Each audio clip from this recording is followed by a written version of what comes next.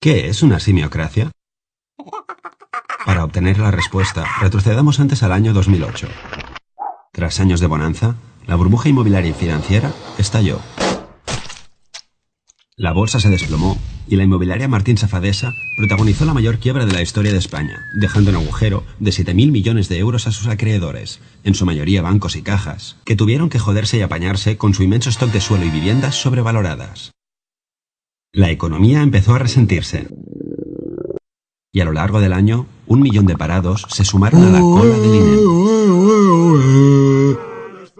Ah, cierto, y España ganó la Eurocopa para el regocijo de muchos, especialmente los jugadores, que pudieron facturar las primas por su victoria en Austria, sin que la hacienda española rascara un céntimo.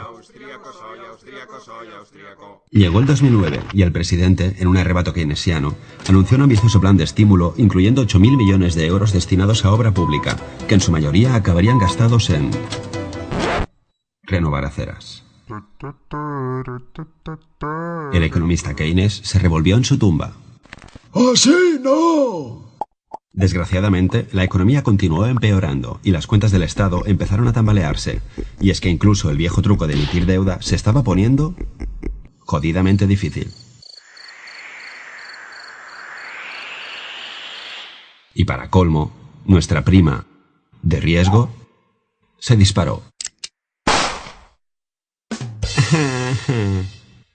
Al año siguiente, Zapatero acabó con la paciencia de los líderes europeos, que, temiendo tener que rescatar a España, le propusieron amablemente un giro en sus políticas. Y así empezaron las políticas de ajuste,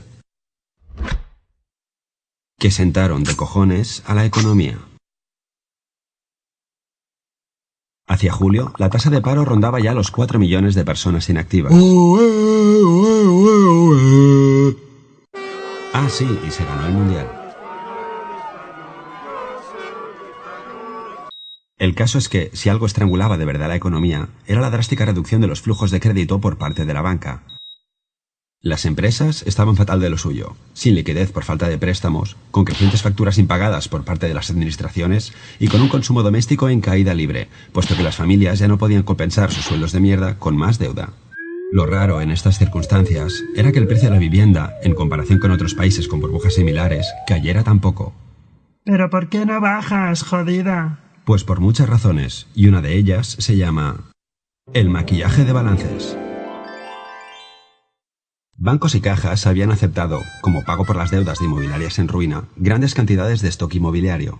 El problema es que si querían deshacerse de ese stock sobrevalorado, debían ponerlo a la venta a precio post burbuja, cosa que constaría en sus balances como pérdida, y dejaría en evidencia su maltrecha contabilidad ante accionistas, inversores y competencia.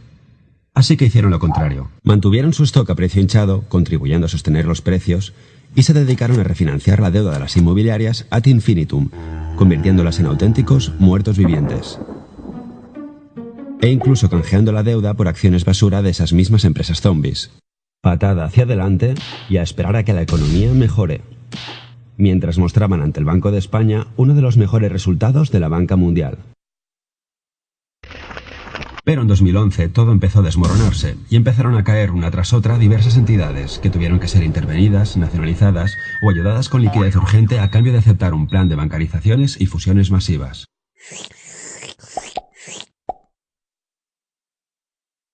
Que conllevaron una reducción de plantilla, pero paradójicamente mantuvieron las cúpulas directivas por duplicado o triplicado. No sabemos si para evitar que algún alto cargo destapara las prácticas cometidas hasta el momento, fruto del clásico triángulo pasional. Que si A designa los cargos directivos de C, que si C es a su vez accionista de I, que si I financia la campaña electoral de A, que si A hace un plan urbanístico a medida de I, que si C financia el proyecto de I con el aval de A, que si I reparte maletines entre A y C. Con la crisis, el amor interracial no cejó. Que si tú me compras deuda del Estado cuando nadie la quiere, que si yo rescato hasta la más ruinosa de las cajas, que si el Estado avala tu emisión de deuda, que si yo indulto a un alto cargo tuyo condenado a cárcel, que si tú perdonas una deuda millonaria de mi partido, que si yo te presto la fianza para no ir a prisión preventiva.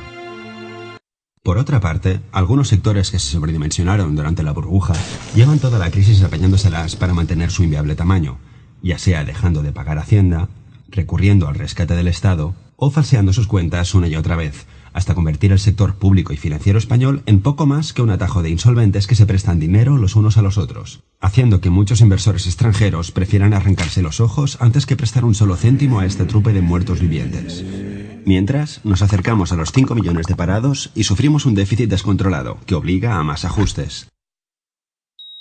Y ni siquiera el chorro de liquidez del Banco Central Europeo hacia nuestra banca ha conseguido hacer fluir el crédito hacia el resto, puesto que tras 4 años de patada hacia adelante, el agujero a tapar ya es descomunal.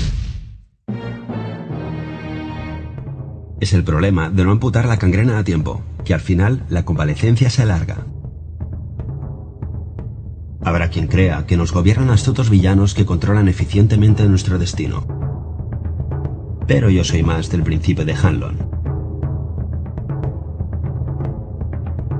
Vamos, que estamos gobernados por ineptos.